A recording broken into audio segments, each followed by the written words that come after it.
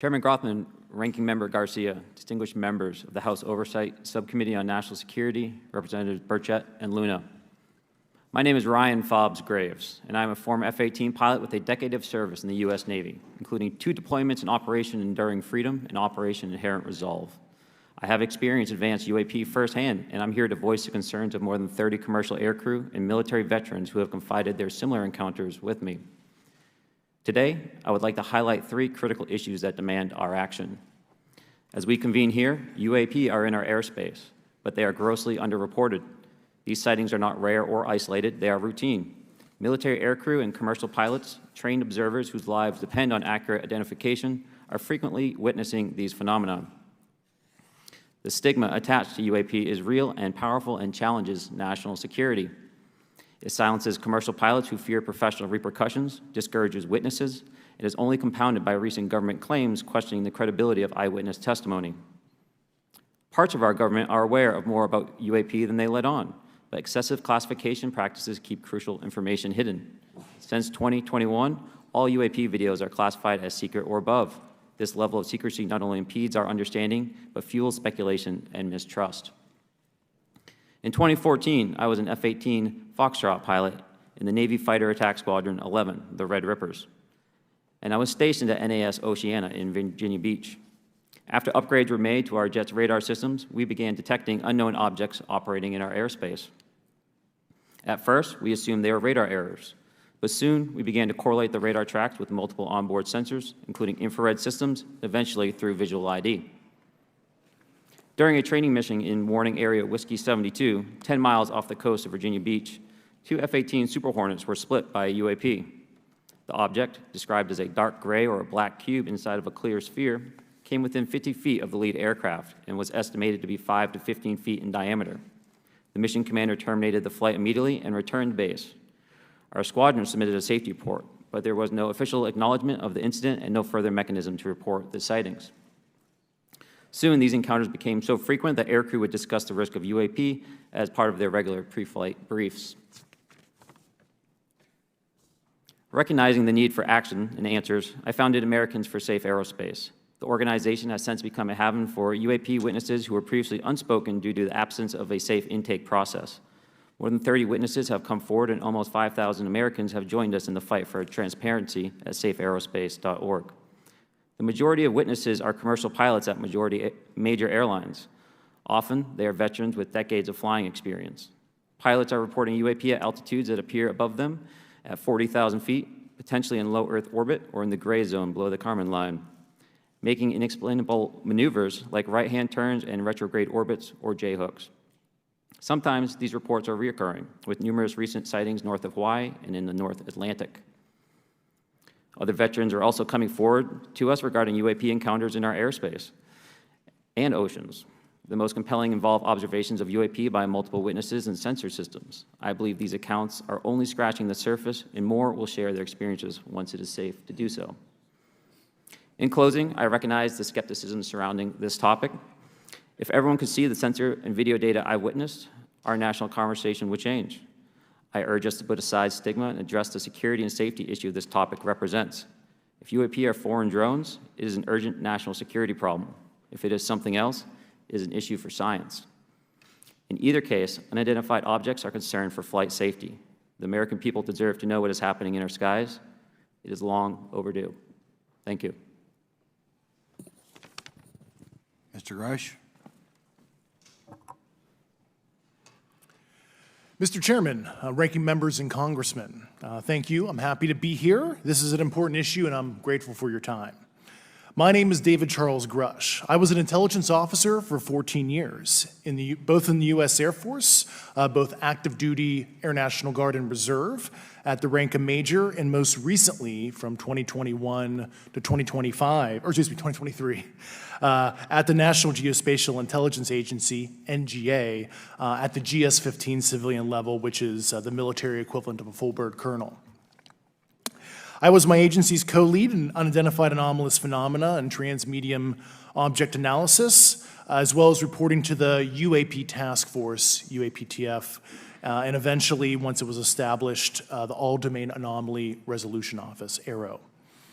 I became a whistleblower through a PPD 19 urgent concern filing in May 2022 with the Intelligence Community Inspector General. Following concerning reports from multiple esteemed and credentialed current and former military and intelligence community individuals that the U.S. government is operating with secrecy above congressional oversight with regards to UAPs. My testimony is based on information I've been given by individuals with a long-standing track record of legitimacy and service to this country, many of whom also have shared compelling evidence in the form of photography, official documentation, and classified oral testimony to myself and my various colleagues.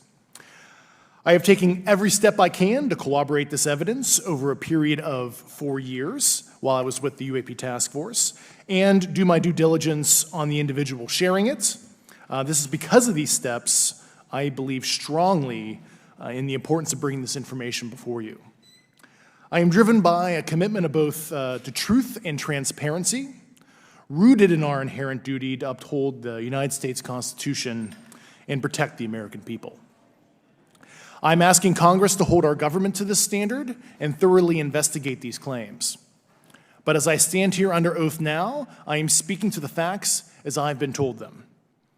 In the U.S. Air Force, in my National Reconnaissance Office, NRO, reservist capacity, I was a member of the UAP Task Force from 2019 to 2021. I served at the NRO Operations Center on the Director's Briefing staff, which included the coordination of the Presidential Daily Brief and supporting variety of contingency operations, which I was the Reserve Intelligence Division Chief backup. In 2019, the UAP Task Force Director asked me to identify all special access programs and controlled access programs, also known as SAPs and CAPs, we needed to satisfy our congressionally mandated mission, and we were direct report at the time to the DepSecDef.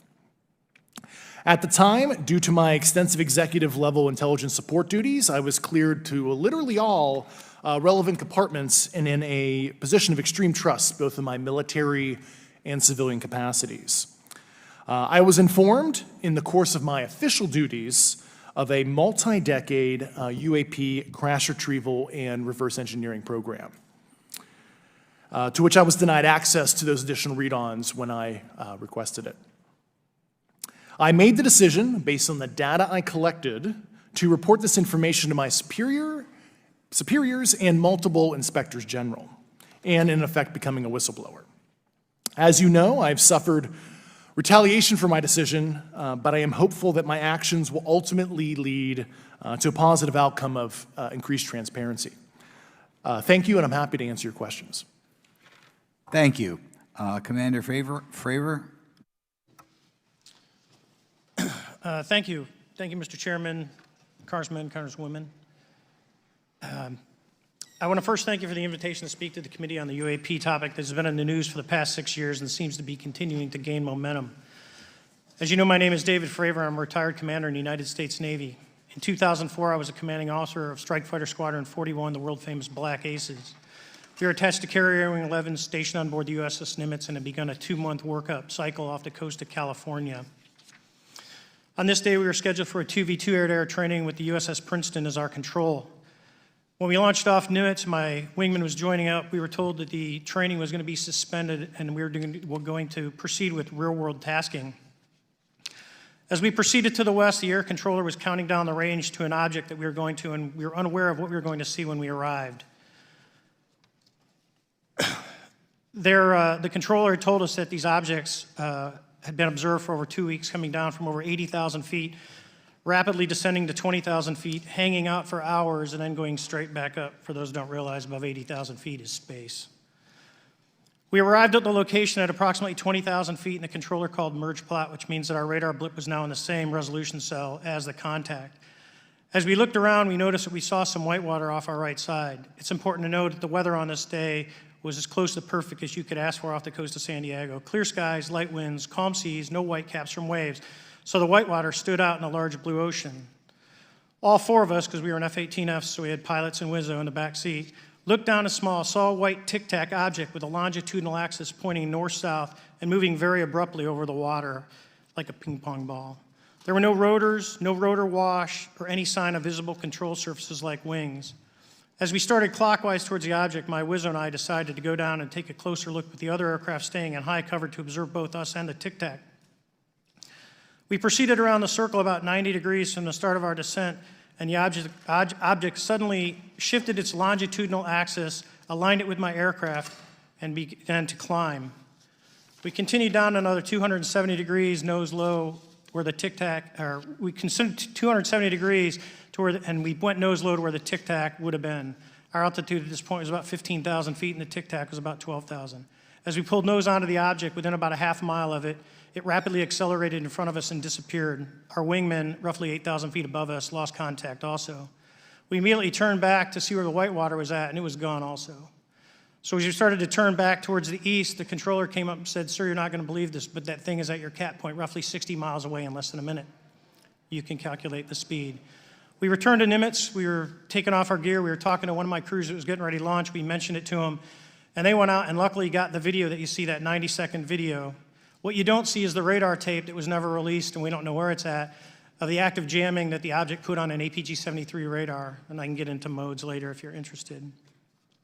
What is shocking to us is that the incident was never investigated. None of my crew were ever questioned. Tapes were never taken, and after a couple days, it turned into a great story with friends. It wasn't until 2009 until Jay Stratton had contacted me to investigate. Unbeknownst to all, he was part of the ATIP program in the Pentagon led by Lou Elizondo. There was an unofficial official report that came out that's now on the internet. Years later, I was contacted by the other pilot, Alex Dietrich, and asked if I'd been contacted, and I said no, but I'm willing to talk.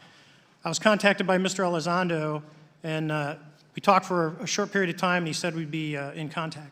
A few weeks after that, I was made aware that Lou had left the Pentagon in protest and joined forces with Tom DeLonge, Chris Mellon, Steve Justice, and others to form Two Stars Academy, an organization that pressed the issue with leading industry experts and U.S. government officials.